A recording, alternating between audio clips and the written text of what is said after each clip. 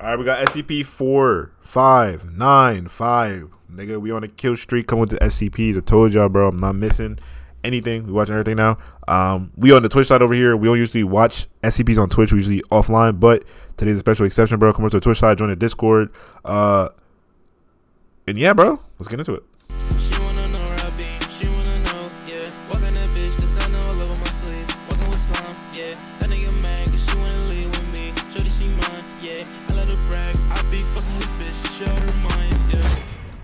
All he could see were glimpses, flashes of movement. This nigga wearing Balenciagas, bro. Wait, I mean, this girl, she got swag though, for real though. I don't lie. But he could clearly make out that there was like any girl with a choker, you know she's coming crazy with the oh my. Yo, I love, bro. Black makeup, bro. I ain't gonna lie. The girl. He could see the man walk up behind her. All right, you, bro. Why he come up like that, bro? Like he unsure of whether or not he's finna do what he's gonna do. And slip a bag over her head. There was a struggle, a body being dragged through the dark, and then the sound of a shovel scraping against the hard dirt. The body is thrown into the shallow hole, and as the dirt begins to rain Appreciate the follow, big guy. Down on her face, her eye opens up.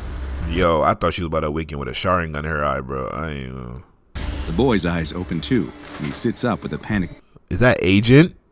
Oh, nah, it's crazy. Jolt. Shaky and covered in sweat, he looks around his dark room and realizes that it was only a dream.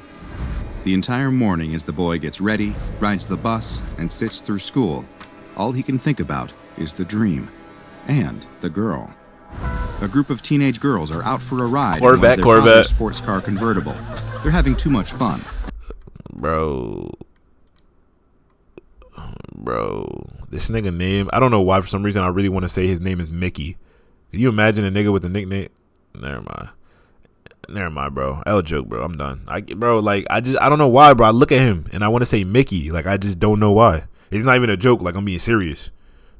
Much fun and driving much too fast down the dark country roads. It doesn't take much. It never does. Just the shadow of an animal bolting across the road, but it's enough to make the driver jerk the wheel, causing the car to lose control. All of the girls scream, but none more than the one who is tossed from the sliding. Hold on, sorry. See, this is why we don't do SCPs on stream, because then we get distracted by chat. But I got to read that real quick. Said, just broke up with my girlfriend. We were no strangers to love. She knew the rules, and so did I. Full commitment, thinking that she wouldn't get it. Blah, blah, blah, blah, blah, blah. The fuck are you talking about, nigga? I ain't gonna lie, bro. Go talk to your trees. I mean, bro. Spinning car. The girls stand around their dead friend and make a solemn pact. You said I got Rick rolled. Like I said, ratio plus LBF. No one here will ever know that she was with them. But what will they do with her? One of them points towards the woods, and everyone turns to look at the dilapidated shed. As the girls, now dirty from their long night of digging and then filling a hole, emerge from the shed into the dim morning light. Yo, what the fuck did they get? Damn, that's serious, bro. I thought I was a turd for a second. None of them are aware that beneath the dirt, the girl is still breathing.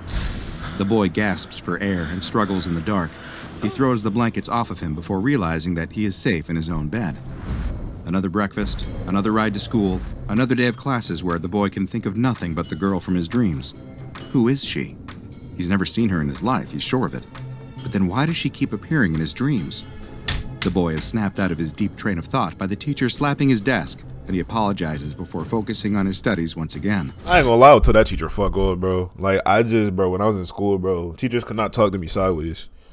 I was one of those, bro. I reached for my book bag. The look on the woman's face is a mix of sadness and annoyance. She doesn't know how much longer she can go on like this. It never stops. How can someone cough so much? The woman sits in her chair and tries to push away the same thought that comes to her over and over, that it would be better for both of them if it would just end. The girl coughs loudly in her bed. The disease has ravaged her lungs, and it takes all of her willpower not to scratch at the burning, itching sores on her face and chest. She looks towards the door with dazed eyes and sees her mother enter the room. Why is she She's so carrying a tray mad? with soup, just like she always does at this time, even though she has no appetite at all. As her mother gets closer, She about to throw the soup on her. that the tray is empty, and it isn't a tray in her hands. It's a pillow. The girl can Night-night. only muster a scream as the woman places... Why is she... Bro, I'm so confused, bro. I don't know what the fuck. Bro, I've been paying attention, bro. I don't know what's going on. She started snuffing out her own kid. You crazy. The pillow over her daughter's face. As the mother walks out of the old shed in the backyard and towards the house, she stops for a moment. Can she hear the sound of coughing coming from the shed? That morning at breakfast, the boy's father tells him in no uncertain terms that he doesn't want to hear any more about the girl. It's just a dream and he needs to put it out of his mind. What he needs to be focusing on is school. The note from his teacher said that he isn't paying attention in class, and if that keeps up, he's going to have much bigger problems. The boy promises no more about the girl. Shit look like A-King. As the boy stares out the bus window, it isn't his fault that thoughts about his dream rush into his head. Because as the bus drives along the country roads, he catches a glimpse of something down a long, tree-covered driveway. It's the house from his dream. The shed door opens with a creak, allowing a sliver of light from the full moon to fall inside. The boy enters the shed as quietly as he can and goes inside. He soon emerges with his bike and a shovel strapped to his back before riding away from his own backyard into the night. The boy stops his bike at the bottom of the driveway leading up to the old abandoned house. He rides up the drive and doesn't even consider stopping at the house. His destination is somewhere else. The boy lets his bike fall to the ground in the backyard and stares at it. It's the shed he's seen so many times before, despite never seeing it in person. It's dark and quiet, the shed silhouetted against the large, bright moon. He approaches the only door on the small shed and reaches for the handle. It opens with a loud, rusty squeak. The boy takes out a flashlight and turns it on. I didn't realize, bitch, am I watching Stranger Things, Black Edition? Like, what is Jit doing, bro? I just realized, like, this whole time, like, bro, what is happening right now? Illuminating the shed's interior. Inside is nothing except for a wooden bench sitting on the dirt floor. But wait, there is something else. A spot on the ground appears different, blackened, almost as if it were burned. This is the spot, though. This is the place the boy keeps seeing in his dreams. He knows she's down there. She needs his help. The boy thrusts his shovel down into the dirt, but it doesn't even scratch the surface. The ground is cold and hard. He strikes down again, and the shovel pierces into the dirt. The shovel suddenly falls to the ground, though, as the boy begins to cough. He drops to his knees as the coughing becomes a fit. He can't stop, and now he can't breathe. It feels like his throat is filling with something. He falls to the ground, still coughing as he feels whatever is filling his throat and lungs moving and vibrating. The final great hacking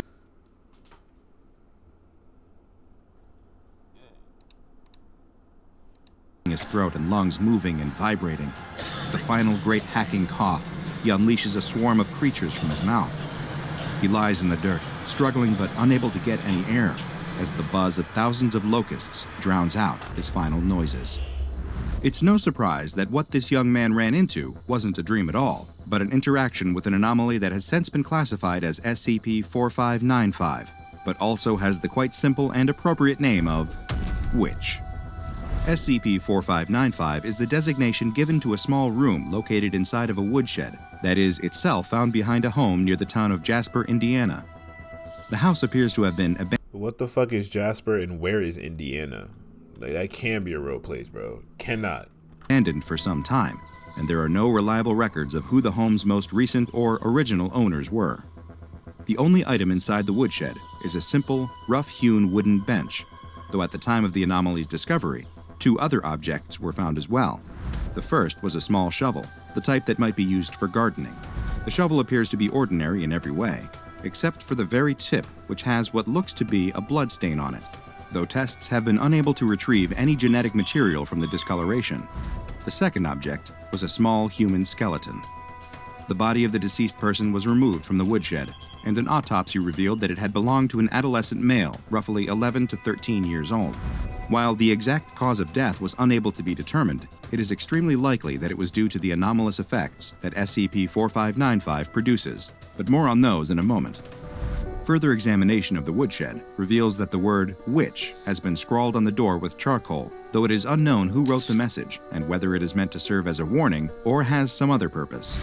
It is highly likely, though, that the word is referring to the final element of SCP-4595, the body that is buried beneath the woodshed's dirt floor. Ground-penetrating imaging tools were brought in to investigate the shed, and researchers discovered that underneath one portion of the floor that appears to have been scorched at some point, a body is buried roughly 1 meter beneath the surface, which has since been designated as SCP-4595-A. Scans have revealed the body to be a humanoid figure, vaguely feminine in appearance. Its limbs are twisted in a painful and unnatural manner. There are several large wounds present on its face, chest, and neck.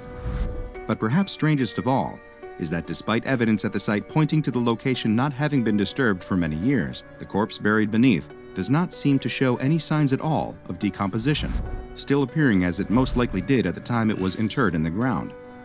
You are most likely asking yourself why the SCP Foundation has relied solely on subterranean imaging in order to assess the state of SCP-4595-A. Bro, just blow that shit up.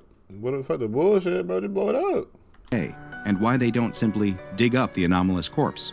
The reason why they haven't is due to the anomalous effects present at the site.